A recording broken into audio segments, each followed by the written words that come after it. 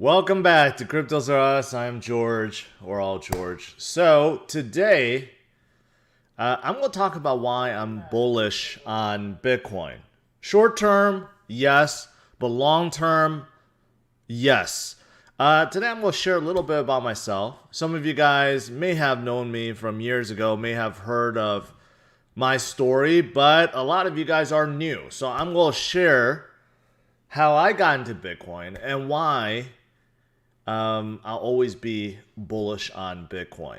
So let's do this. Thanks for tuning in. As always, smash the like, subscribe to the channel. 2 streams almost every day, 11:30 and 8:30 p.m. Central Standard Time. So make sure you hit that notification bell and follow me on Twitter, Facebook, Instagram, and check out all the latest news articles and guides at CryptosRUs.com.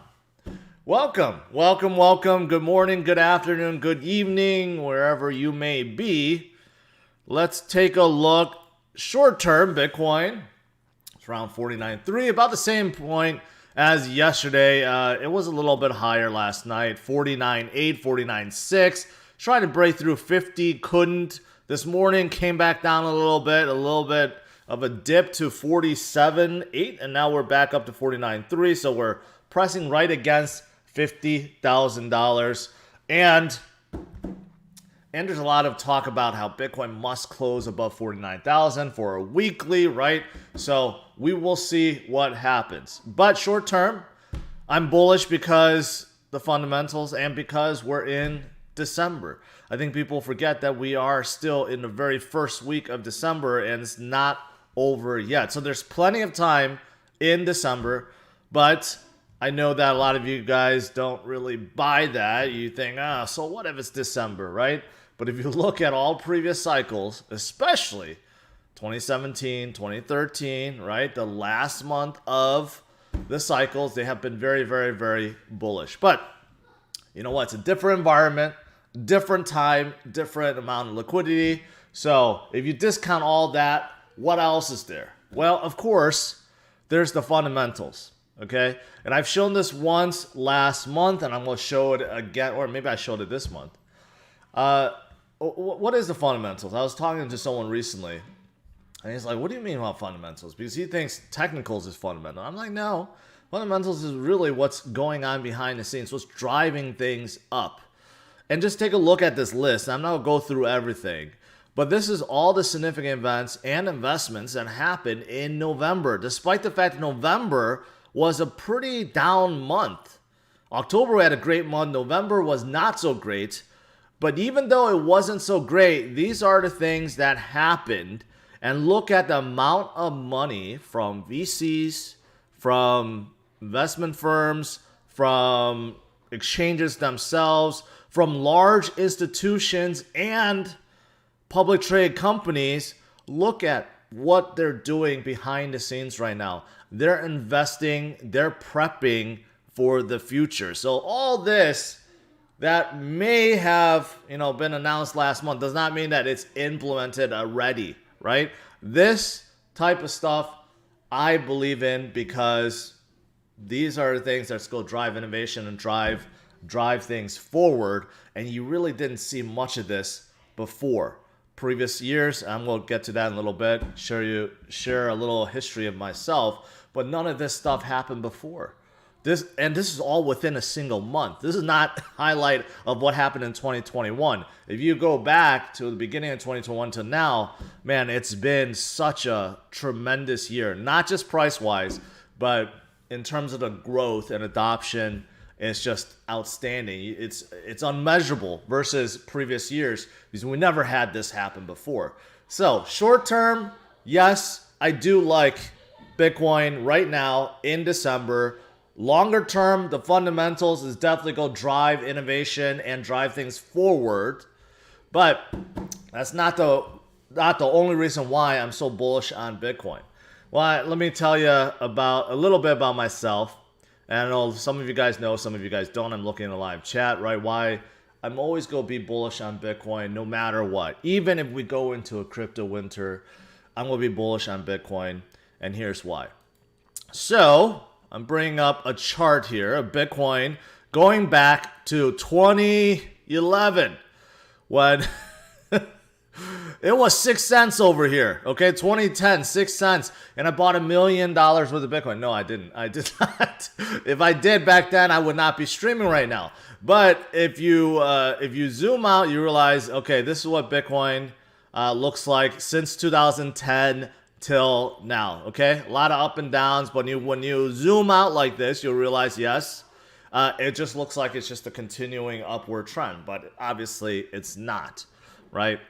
So I was in IT. I was in IT for 15 years prior to getting into Bitcoin, and I was a system architect. And you know what? I made many horrendous mistakes through investments, especially with stocks. Right? I got killed in 2007, 2008, and even a tech bubble. Lived through those, and it did really bad. But I continued forward, and then around 2013, that's when I heard about Bitcoin. I'm like, what is this? This has to be fake, right? How can people be mining something out of thin air and that have some kind of value, right? So I thought of it as like, well, basically you're creating your own money tree, except it's a machine, except you're doing something called mining. And I thought it was the greatest thing ever because I was in IT, so it was in my wheelhouse, right? So let me show you. When I got in, it was right here, November of 2013, when Bitcoin was rising up about $600, $700 at that point. And I wanted to get into mining, but at that point, Bitcoin already moved to ASIC mining. You had to get ASIC miners, which was difficult to buy at the time. So I went GPU mining, which is what a lot of you guys are doing right now. You buy GPUs and you get a bare bones crate, and then you set up 6 or 7 GPUs and you're cranking away. And guess what? At that point, I was cranking away at Litecoin because Ethereum didn't exist. Most of the altcoins that you know now did not exist. So it was Bitcoin, Litecoin, Feathercoin, and a few other coins. They were all copies of Bitcoin back then, but Litecoin was GPU, due to script mining, it's GPU mining. So I did that, set up like 12 rigs and did really well, except Bitcoin did this and started coming down, right? And it kept going down. So somewhere around here, I think it was about April of 2014, I'm like, that's it. I had enough, right? I sold off all my machines, sold off all my Litecoin at that time. And it was about like $20 a piece. Litecoin peaked out around 40 something. I think I sold out around 20 or like 15 at that point. I'm like, man, this was good while it lasted. So I got out, sold out, and I watched Bitcoin go all the way down to about $100 and something right here, 160 something. I'm like, man, this was just a big mistake. I mean, all the people that hyped it up, they have no clue what they're talking about. This is just one big scam, basically like a big Ponzi, right? And I'm like, man, I'm out. So that's how I started.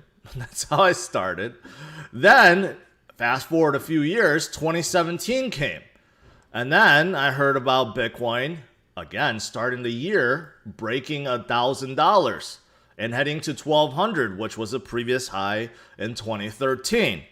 I'm like, uh-oh, I made a mistake. What I thought was a scam, what I thought was a bubble, turned out it wasn't. And turned out that the community came together, held strong, and continued to innovate and continue to push things forward, which I didn't understand in 2013 or 2014, right? So all that Litecoin that I mined, it was a significant amount because back then it was pretty easy to mine Litecoin. I panic sold all that. And that was a big mistake, right? That was a big mistake. So I got back in 2017. I bought in Bitcoin right around 1,000 to 1,500, but I didn't have that much, right? It wasn't like I poured millions into there. No, I just had whatever I had in my savings, bought in a few Bitcoin here and there, right? And then, I started really paying attention because I learned from my mistakes. And I started paying attention. Of course, 2017 is when Ethereum came out, and that's when it was a game changer because it introducing something brand new. They're not just copycats now. All the altcoins are not just copycats of Bitcoin, right? There's actually smart contracts. And then, of course, with smart contracts came ICOs, initial coin offerings, and, of course, came out some of these things that are very hot now, like ERC standards, like NFTs, even DEXs, but no one cared about it because it was so new and no one used them. So, but they came out in 2017. They only got hot in 2021. Like CryptoPunks and CryptoRocks and stuff came out in 2017. But anyways, so 2017 is when I really started to learn and dig, and I built up CryptosRUs, right? So that's what happened in 2017. I built it up at the end of 2017, around September, October timeframe. And that was up here, right? That was right around Bitcoin being around $5,000, $6,000.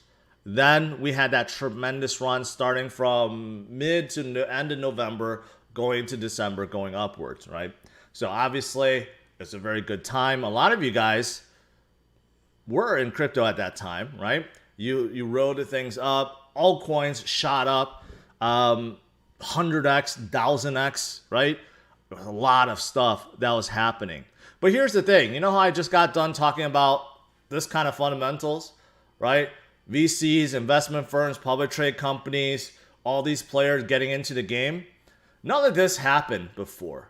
With that spike in 2017 and 2013, there were only talks about how they may be getting in, how they may be paying attention, right? But none of that happened, and it was just speculation.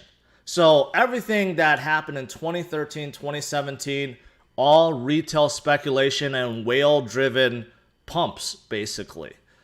And that's exactly why it's different now versus before. But of course, let me finish my story here. 2017, of course, we know what happened after that. We had bad crypto winter. 2018, we saw Bitcoin fall down to 6,000. And the beginning of 2019, it fell down to 3,000. And that was no fun. No fun at all. Let me zoom in a little bit. Right? We held at 6,000 for quite some time. End of 2018, we fell down to $3,000, $3,100 to be exact. And at that point, people were calling for Bitcoin's death. It was going to go back to 1,000. It was going to go to zero. Many people called for Bitcoin to go down to 1,000 or below. But you know what? I held strong, right? I learned from my mistakes. I'm like, I'm not selling. Even though it may be painful. Maybe it's just, some people say it's idiotic, moronic to just hold things on its way down, right? But I learned from my past mistakes, from my previous mistakes, from being in the stock market and panic selling.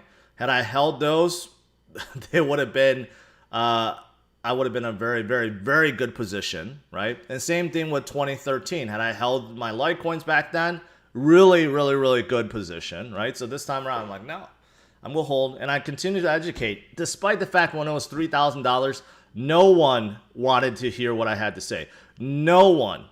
Okay? I'll tell you this. Those streams were ghost towns. No one wanted to hear about potential of Bitcoin coming back up to 20,000 and beyond. No one. But I held. I continued to educate, and I picked up along the way. I DCA'd during that time. It's the same thing when Bitcoin went up to 14,000, a lot of excitement. And then things were going good until last year when we had this COVID pandemic drop. And of course, Bitcoin fell again to 3,800. Imagine that. That was just last year, 3,800. And again, no one wanted to hear anything about Bitcoin. Everyone just got out. It's like, this is a total Ponzi. You know, this is not going to be the future. Right? But I continue to hold, I continue to educate, continue to stream. And you know what? Bitcoin did come up. V-shaped recovery. And then we started coming up, especially in 2021, right? So 2020 was basically dead even, right? You started the year at around $20,000. Then you came back down, right? And then we started moving past 20,000. And now we are where we are, right? So this is why I will remain bullish, because I've sat through so many of these. And you may look at this and you think, obviously I'm skipping through years, right? But you guys know when you're in crypto, every single day seems like an eternity, especially on down days, especially when it's a red day. One day feels like a week in the real world, right? But it isn't. But imagine living through some of these dips and staying there for months, right? And having gone through 100 of these, if not thousands of dips, right? I've learned from my mistakes, and I know that Bitcoin is not going to go anywhere. Before, everything was driven by retail, by the 4-year cycle. That's why the Plan B's start to flow, right? Everything is driven by circulating supply and the inflation rate and how it's being cut. So that was always before, but now you have fundamentals that are vastly superior than before, right? So this is why I will remain bullish on Bitcoin literally forever. It has changed my life. It has changed so many other people's lives, right? But, the way I'm seeing it right now, I just can't imagine that this trajectory going upwards will ever stop. It is definitely, the Bitcoin as an asset has definitely matured over the years. It is now competition to gold.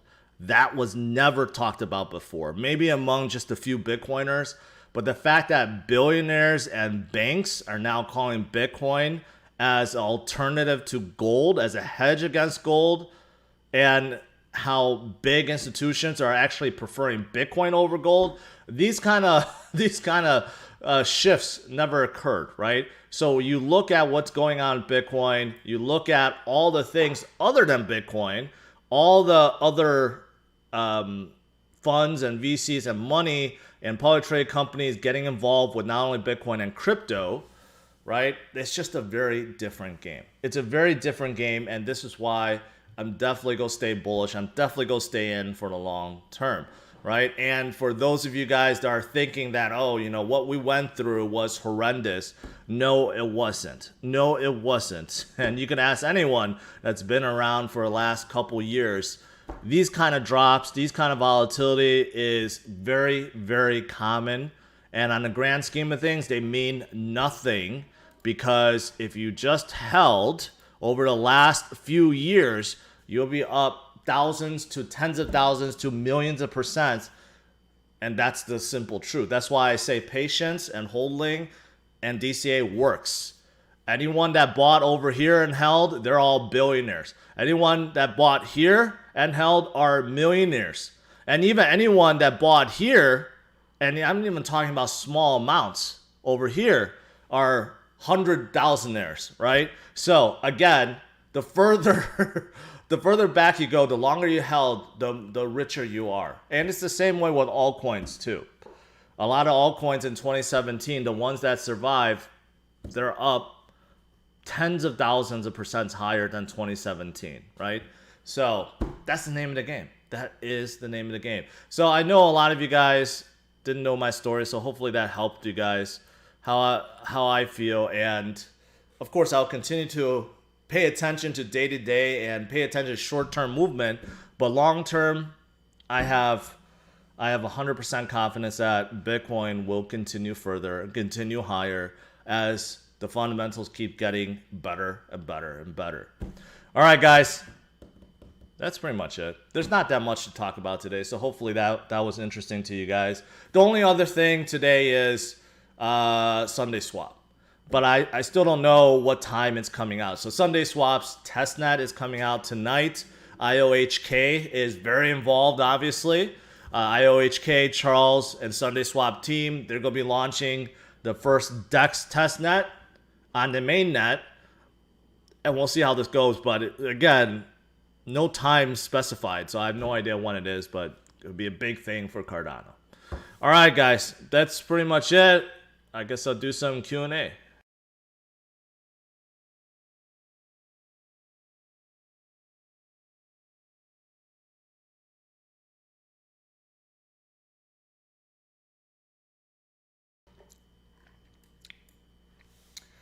All right.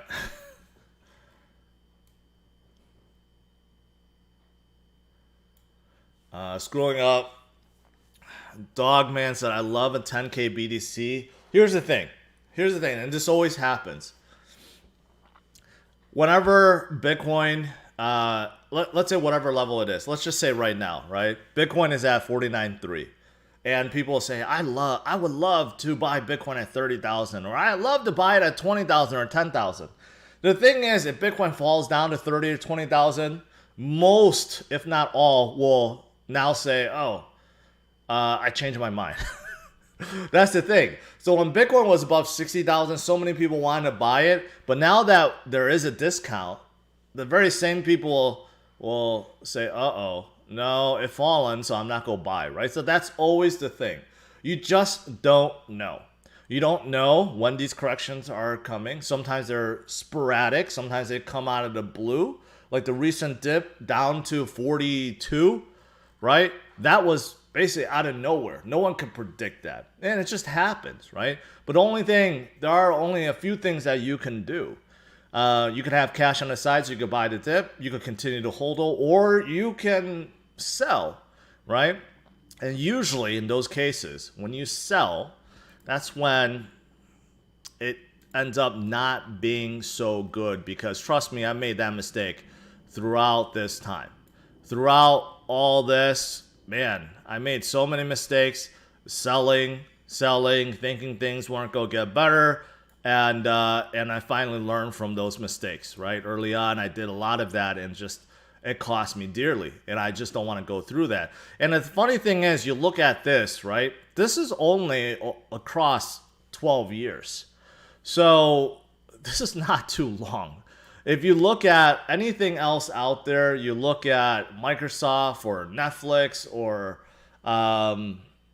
Tesla, right? All the tremendous growth is over a decade, right? But if you add all that up, nothing compares to the growth of Bitcoin. And you could go back just 3 years, 5 years, it's the same thing. So again, I think, the most important thing when it comes to Bitcoin and crypto is just having patience. It really is just about having patience. And of course, investing in the right project. You could invest in bad projects that go down and never come back, but if you're investing in Bitcoin and the right projects, the good ones, they will continue forward. So, not to pick on you, dog man, I just want to make a point.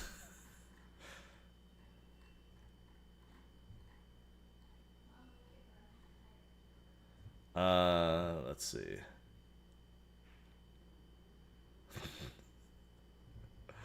Okay. Stinger. Heard about Cadena's new on-chain NFT platform protocol. Marmalade looks pretty good. I did check it out already. I talked about that a few days ago. It's a protocol because it's actually not only are they coming out their own, but using a protocol, they're helping others create their own NFT marketplace too. I did see that. It looks very interesting. It's one of the reasons why I like Cadena, because they're still very early. It's very, very early, but they're starting to develop and push out all these things that could definitely push them further. Manny, appreciate it. There's always Doge. Chicken Ray. I mean, people like to pick on Doge, right? And I have too. But you know what? Patience rewards holders. Doge, if you go back to they came out in like 2015. They were where basically Sheep was at the beginning. They were like 0.0001, whatever. There's like 4 decimal places. People that held Doge from the beginning, or even from a year ago or 2 years ago, have been rewarded handsomely. Let's not forget, 1 year ago, it's up 5,000%. You go back 2 years, 3 years, you're up like 50,000 or 100,000%, right? So even on something like Doge, patience rewards. SundaeSwap, I mentioned about it. No time frame. I have no idea when SundaeSwap's testnet is going on. Sheep holders will gain generational wealth. I will say that people that got in early already got it. There's many people. I mean, that one sheep guy, one holder, made $6 billion from buying in what 8,000. That's generational wealth for many, many, many generations, not just one. A lot of sheep holders have made generational wealth, right? And sheep is one of the ones up there. It got a bad rep before, and I gave a bad rep too. But I'm saying that they are trying to get away from just being a meme coin, and that's very positive. But even sheep have generated a lot of wealth, and within a very, very, very short amount of time.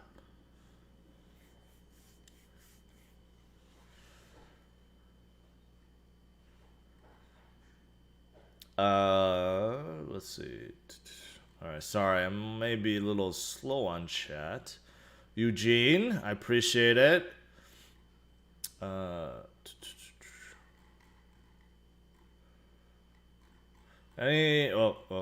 just missed a lot here. Let me scroll through.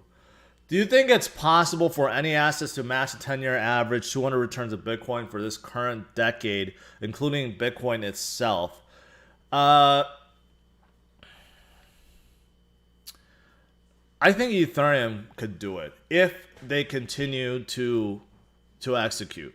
Meaning that Ethereum 2.0 goes off without a hitch, and even then they have to figure out more scaling because Ethereum 2.0 itself doesn't solve scaling altogether. They have to implement other stuff. But if Ethereum continues to grow and the ecosystem continues to thrive, right, and the congestion issue is solved, then I think they can do it. They can do it. And some are speculating already that Ethereum could overthrow Bitcoin, right? They're about half the market cap. This is the closest it's ever been. You go back to 2013. I mean, they're not even around 2013.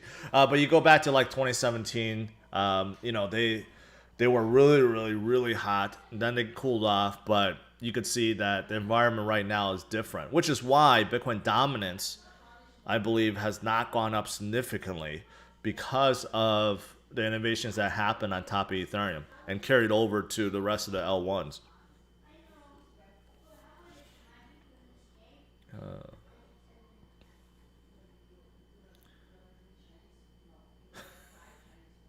Okay, central thought is really against Vitalik for some reason.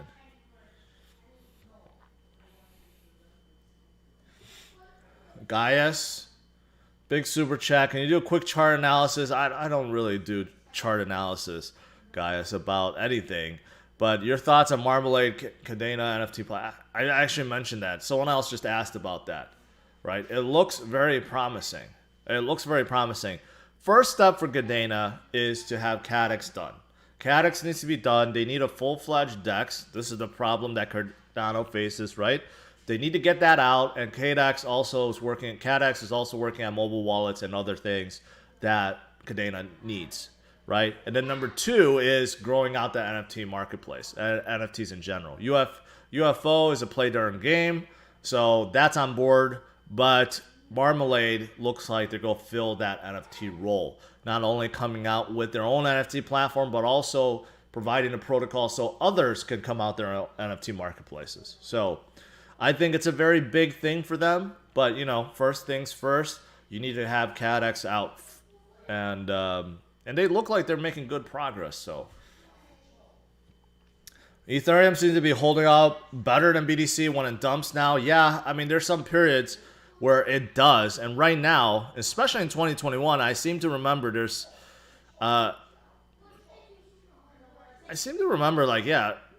almost every single dip that we had, Ethereum held better, except when Bitcoin had that 50% dip.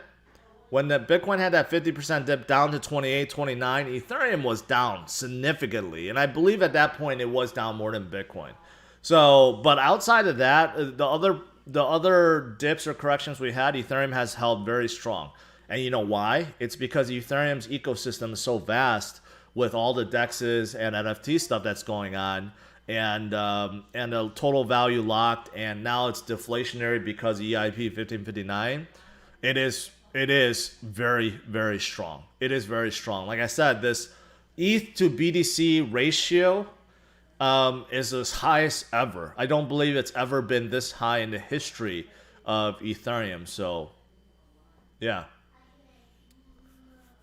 During the last bear market, which was very long, did the mining companies remain all through it, or some went out of business? The smaller ones, Franco, did go out of business. And a lot of them were forced to liquidate, which made things worse. Because if Bitcoin goes down significantly, profitability goes down, and a lot of them decide to sell, which added more sell pressure. So during crypto winter, a lot of that happened. But back then, there wasn't really any lending companies that was giving out, right, crypto loans based on collateral, which is happening now. So what mining companies are doing now is they're borrowing against their Bitcoin and they're utilizing it to buy more machines, which then gets them more Bitcoins that they're holding, and then they're borrowing against that. So it's a new model for miners. And it's new, but the way they're doing it makes sense. They're leveraging their buying power, but because they are the miners themselves, they get to mine more Bitcoin. So, you know, in a sense, they never really need to sell, right? They never really need to sell. So it's very different. So I don't know what's going to happen. We have another crypto window. We have a correction after we hit a top. I think these mining companies are not going to be selling like before. James, Ocean or Unify? Actually, I've never heard of either one, so I can't tell you. If you heard of Card Stack, really impressed by their developer and their entire... I have, but I totally forgot what they're about. I think they're about creating little widgets and stuff. They're relatively low market cap. No, that's not what I want to do. SaaS platform. Yeah, so it's like, you know, you can create like these little widgets and templates, and it's for businesses, but it's going against, you know, like the big centralized versions. I would say, I don't know, like the Salesforces of the world, right? But they do a little more. They're all about like creating really useful widgets for many different things. So it looks good. It looks good. It's just, I don't know if anyone's using them, and they're relatively low market cap. So, Jesus, I appreciate it.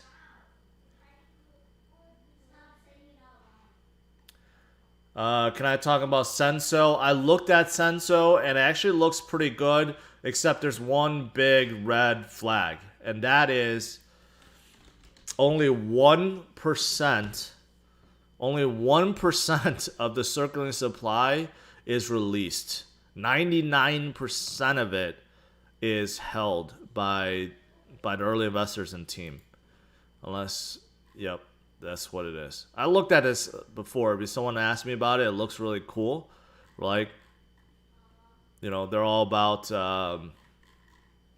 getting involved with like a metaverse, right? Basically a metaverse VR kind of play. But the problem is 99% of the tokens have not been released. That's the big issue. Thoughts on XM's future? I don't know. They're all over the place. Jeb McCaleb is trying to just stick it to Ripple. That seems to be his life mission right now. That's why he partnered up with MoneyGram. Basically, bought them away from Ripple. But they're working with, you know, some countries, supposedly with the Fed too, on creating CBDCs. And I don't know what they're really doing. I don't know. They're kind of all over the place, and they're just kind of hanging in there. So I don't know. I don't know what to think about Stellar. So I'm neutral on them. All right. Well, let's see. Did I miss anything?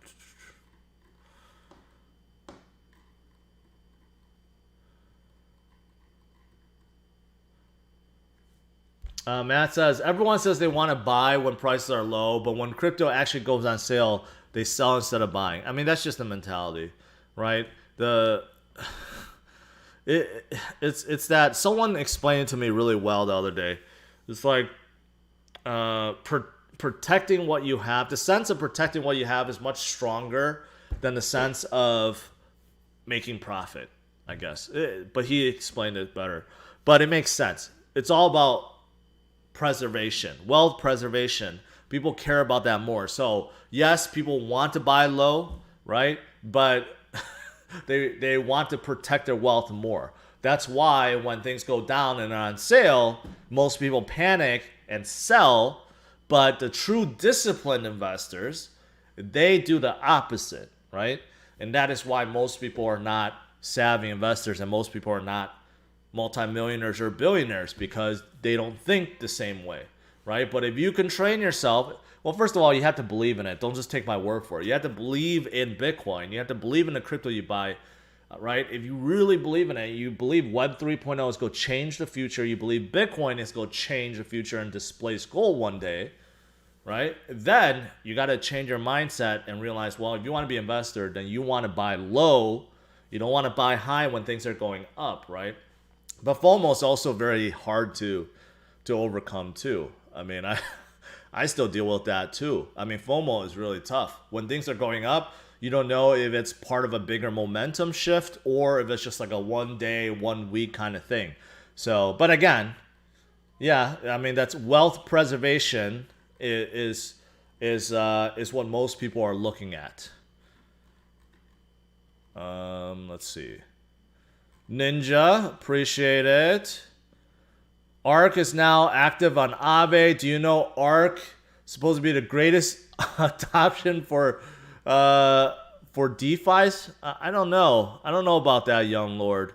I know that the other project, Curito, is meant for institutions to get themselves involved with DeFi. I never heard of ARK. I heard of an old project called ARK. I don't think that's the same project. John, new member, welcome, welcome, welcome. If you borrow your crypto, don't you eventually have to sell in order to pay back the loan? No, there's no set for crypto. There's no set amount of time. You just have to pay the interest. So as long as you continue to pay the interest and you don't get margin called, then it's fine. Keep an eye on HNT Catalyst for 2022. Multi-cap conference, more exchange options for US, new partnerships. I mean, the 5G surprise with Dish Network is already vast. But if they announce another partnership that's going to utilize their 5G network, they will become a powerhouse. And let's not forget that they could be bought out. Maybe like someone like Dish Network just completely buys them out, or maybe AT&T buys them out, because Dish Network, I believe, is part of AT&T. So maybe AT&T just buys out Helium, right? And then things skyrocket because of that. That could happen. Have you heard of Unbanked? 2 times audited by SEC, licensed Visa partner. No, I am not. It doesn't even show up.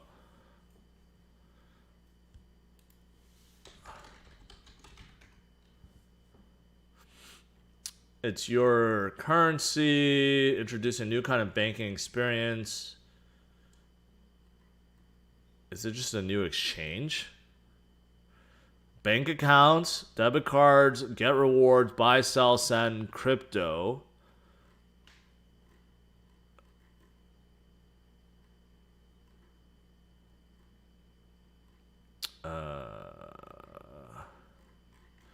I don't know. I don't know what to think of this. Or is this created by like a bigger company? I'll look into it, but it doesn't seem like they have their own crypto. It's just there's some kind of exchange, new kind of, or bank or slash exchange that offers these and allows you to buy, sell crypto. Okay. Okay. All right. Don't know what to think about it.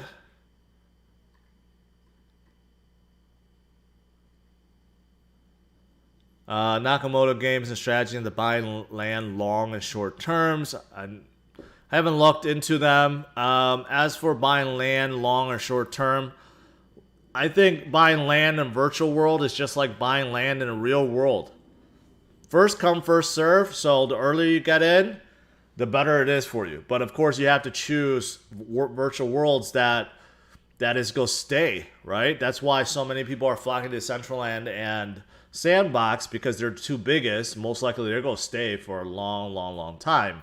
If you get in one of the new ones, you just don't know if they're going to be around, if anyone cares about the land. But I think that is the strategy. Am I still bullish on Lakers? I don't know, man. I don't know what's going on with that team. I haven't really caught any of the games, but I've been hearing about the nonstop controversy, with LeBron and everyone else. They're just not gelling. I don't know what's going on.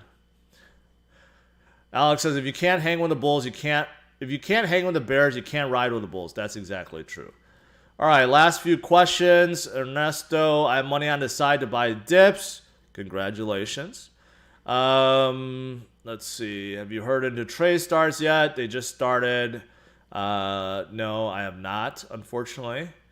Have you heard of, what is this? MNW Morpheus Network? Yes, they're in supply chain, and they track, ships across the world. They were actually once upon a time my partner.